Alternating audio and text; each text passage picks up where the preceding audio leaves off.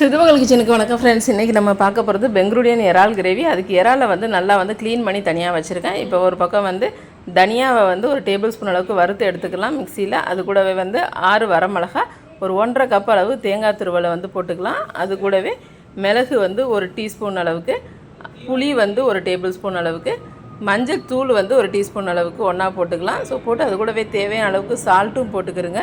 போட்டு நல்லா வந்து மிக்சியில் வந்து நல்லா வந்து கொஞ்சம் தண்ணி விட்டே வந்து நல்லா அரைச்சி எடுத்துக்கிடலாம்.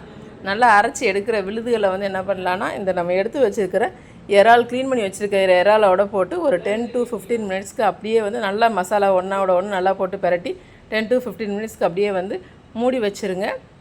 மூடி வச்சுட்டு ஒரு 15 மினிட்ஸ் ஆனதுக்கப்புறம் என்ன பண்ணலான்னா, தனியாக வந்து வடசட்டியில் தேவையான அளவுக்கு எண்ணெய் வந்து ஊற்றிக்கலாம். எண்ணெயை ஊற்றிட்டு அதில் வந்து நமக்கு தேவையான அளவுக்கு ஒரு கைப்பிடி அளவுக்கு சின்ன வெங்காயம், அது கூடவே வந்து பெருஞ்சீரகம் வந்து ஒரு டீஸ்பூன் அளவுக்கு, கருவேப்பிலை வந்து ஒரு கைப்பிடி அளவுக்குன்னு போட்டு நல்லா வந்து வதக்கலாம். நல்லா வதங்கி வரட்டும். வதங்கி வர்ற ஸ்டேஜில் என்ன பண்ணலான்னா, நம்ம பெருங்காயத்தூள் வந்து வச்சுருப்போம். ஸோ அந்த பெருங்காயத்தூள் வந்து அதுவும் ஒரு டேபிள் ஸ்பூன் அளவுக்கு போட்டு வதக்குங்க. இந்த வாசம் வந்து சூப்பராக இருக்கும்.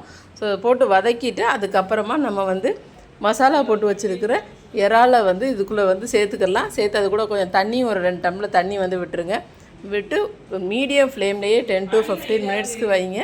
வச்சு நல்லா வந்து வதங்கினதுக்கு அப்புறமா வந்து நல்லா வந்து வெந்து வந்ததுக்கப்புறமா என்ன பண்ணலான்னா, நம்ம வந்து தனியாக வந்து கொத்தமல்லியை வந்து சிறு சிறு துண்டுகளாக வந்து கட் பண்ணி வச்சுருக்குறோம்.